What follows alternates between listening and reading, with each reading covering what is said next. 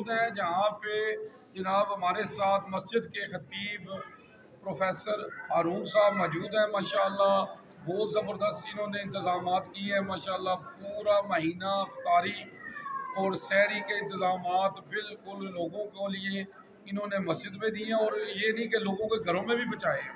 तो माशाल्लाह ये सिलसिला मैंने सिर्फ मस्जिद अक्सा में देखा है जनाब। माशाल्लाह अप्रिशिएट करते हैं इनको। माशाल्लाह बहुत ज़बरदस्त काम कर रहे हैं।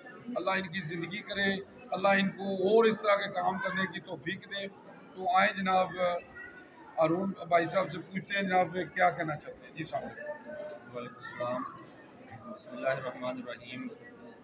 हमने अल्हम्दुलिल्लाह सिर्फ मरकज़ अक्सा में ही सहरी इफ्तारी नहीं थी, हमारे इसके अलावा ज़िला भर के अंदर 20 ऐसे पॉइंट मौजूद थे जहाँ पर अल्लाह के फजल से हम 20 देगें रोज़ाना की बुनियाद पर पकाकर लोगों के घरों में सहरी का खाना पहुँचाते रहे हैं और बाकायदा अफ्तारी के हमारे दस्तरखान लगते रहे हैं।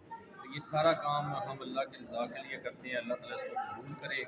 तो मैं इस मौके पर इस चैनल के थ्रू अहलियाने जेलम को दावत देता हूँ कि कल जो नमाज ईद उल फितर है, हमने उसका अहतमाम रसूलुल्लाह सल्लल्लाहु अलैहि वसल्लम की सुन्नत के मुताबिक खुले मैदान के अंदर शीशा ग्राउंड के अंदर किया है।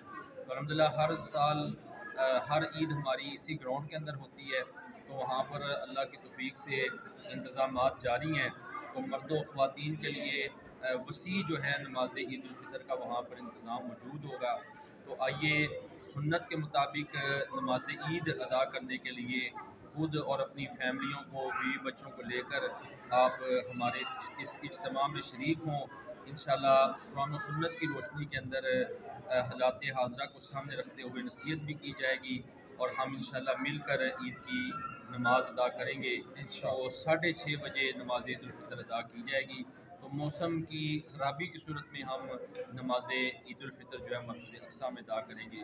तो मैं आखिर में जावा जी साहब का शुक्रिया अदा करता हूँ कि इनके चैनल के थ्रू अल्हम्दुलिल्लाह हमारे पैगामात जो हैं पूरी दुनिया तक पहुँचते हैं। अल्लाह ताला इनको भी जज़ाए खैर दे। जी बहुत शुक्रिया।